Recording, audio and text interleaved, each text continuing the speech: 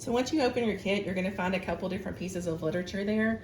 The first thing is an insertion that you can provide to the patient and their family that explains a little bit about the Foley catheter system, what we're going to be doing, why we're inserting it, and how to keep themselves safe while they have it in place. This is something that they will be provided.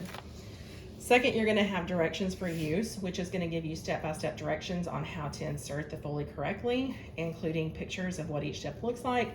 So if it's been a while since you put one in, this is a great reference to go back to so that you can see exactly the order that you need to follow to make sure that we're doing this correctly. The third piece of literature is going to be this orange set of labels. This is what we're going to apply to the bag of the Foley catheter once it's inserted.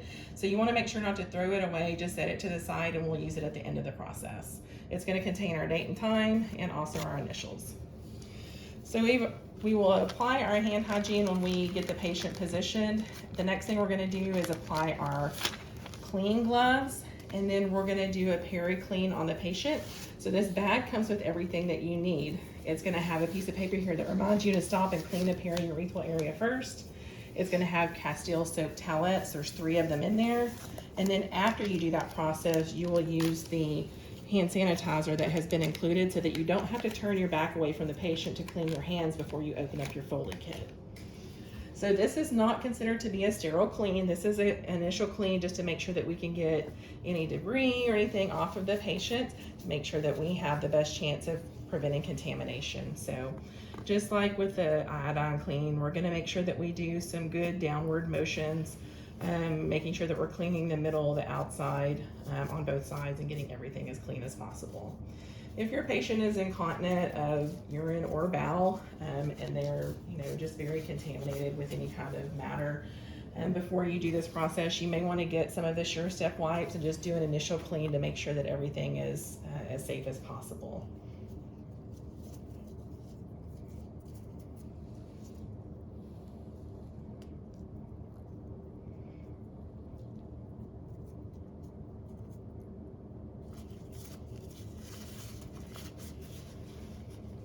So once she completes the last wipe, then you're going to discard the gloves and then apply your hand sanitizer using the full method, cleaning both hands front and back, each finger and the wrist to make sure that we have everything free of any kind of contamination. You will notice the way that the kit is positioned. It actually has an arrow that tells you exactly how to orient the kit towards the patient so that you don't have it backwards and your supplies come out the wrong direction. So you want to make sure that the arrow is pointing towards the head of the patient, and then we're, as we know, going to open outward anytime we open up a sterile field.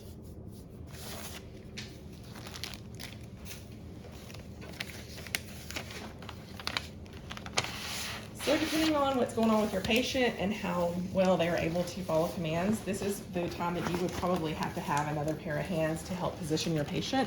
And sometimes it takes multiple people, and so you may need to help hold their legs in place and keep them from contaminating your sterile field. Remember, as you open up your field, the inch border all the way around is not considered to be sterile. So where she's touching to open up her drape, she can touch that 1 inch border all the way around without creating any kind of contamination issue. So you'll notice the very first thing that's on top of her kit is going to be her sterile gloves. Everything from this point forward until the catheter is inserted into the patient is considered to be a sterile process. So we do not want to put our gloves on over our sterile field, so she is stepping to the side while still keeping her front to the sterile field and not turning her back to it. You'll notice on the package of sterile gloves, it does tell you the orientation of the gloves when you open it, so you know which side your thumb is going to be facing. The first glove is going to be put on your non-dominant hand, picking it up from the cuff and making sure that you don't touch the inside palm or surface of the glove. If there's any issue with getting your hand in the glove and you have a finger that doesn't seat correctly, you can correct that once you get your other glove on in a sterile fashion. The second glove will be cuffed up underneath the wrist, touching the outside fold only. And notice her thumb is pointed away so that she doesn't contaminate it on her palm. Now that she has her gloves in place, we're gonna move that wrapper out by grabbing the middle and not touching the unsterile border, and then dropping it over the trash can. Next, we're gonna take our drapes. So we do have 2 drapes that come in this box Both of them are needed for this process, even though we may have been taught otherwise. This is to help keep our patient safe from contamination. The first drape is going to be the rectangle drape that has that shiny side on the bottom. That shiny side is a plastic coating to keep things from seeping through the patient's bed linens.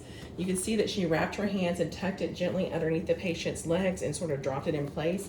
You don't want to manage it too much because you may potentially contaminate yourself.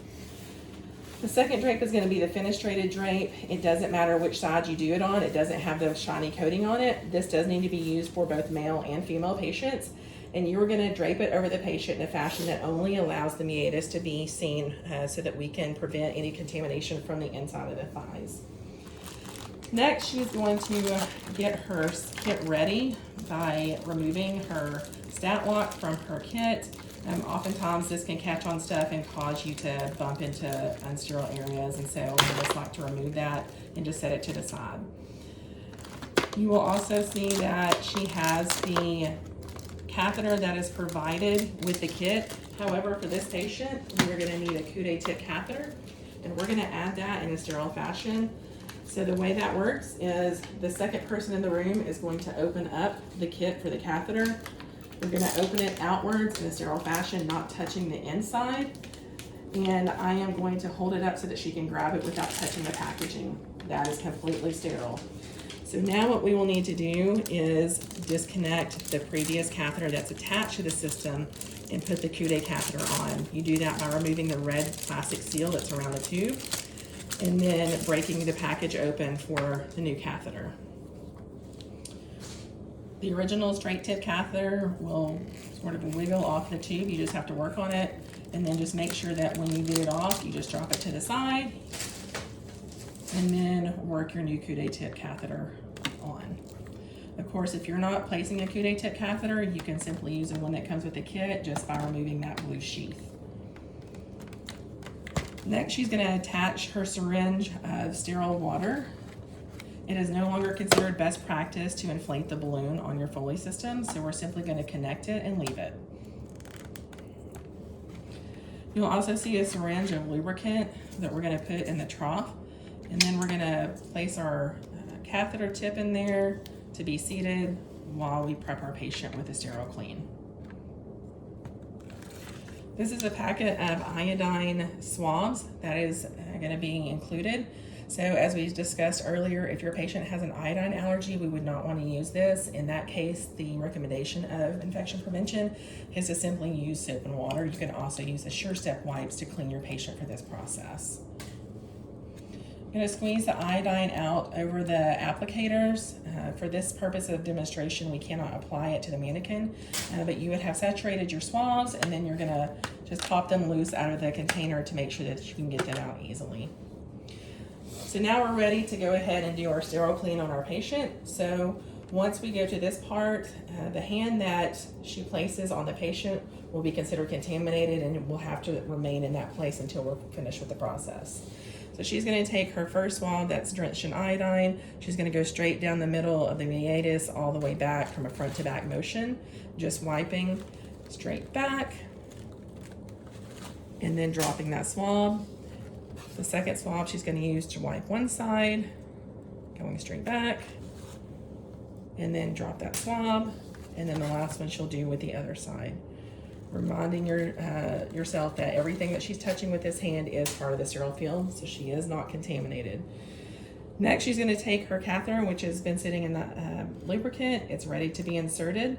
So she's going to get it in place, go ahead and start to get it ready for advancement, and insert it in the meatus. So you'll notice that even though she is a few inches away from the insertion, she's only going to insert a little bit and then scoot her hand back so that her fingertips don't touch the insertion side on the patient and contaminate her hands. That way, if she needs to adjust, she still has a sterile hand. We're going to advance the catheter until we get return of urine, and then advance just a little bit further to make sure we're seated into the bladder.